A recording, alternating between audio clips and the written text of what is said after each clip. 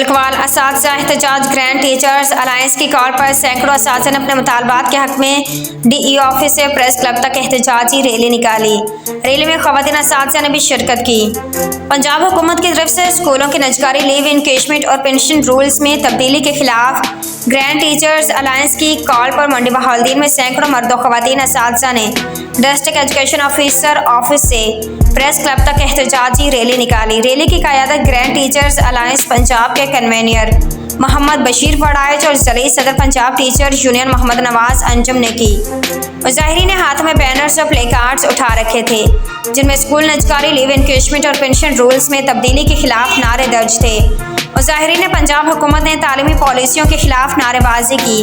Press club کے سامنے مظاہرین سے خطاب کرتے ہوئے پنجاب ٹیچرز یونین ضلعی صدر محمد نواز انجم اور خواتین ونگ کے صدر نگہت اسد نے کہا کہ پنجاب حکومت اسکولوں کی نجکاری سے غریب بچے تعلیمی سہولت سے محروم ہو جائیں گے۔ انہوں نے کہا کہ اسکولوں کو کسی صورت اب ٹھیکیداروں کے حوالے نہیں ہونے دیں گے۔ اس کے لیے ہر علاقے میں سول سوسائٹی کے لوگوں کو آگاہی دی جائے گی کہ یہ فیصلہ تعلیم اور بچوں کے لیے کس قدر نقصان دہ ہے۔ انہوں نے کہا کہ لیو انکیشمنٹ اور پینشن رولز میں تبدیلی سے ملازمین کا معاشی قتل کیا گیا ہے، لہٰذا حکومت یہ فیصلہ فوراً واپس لے۔ محمد خرم بیگ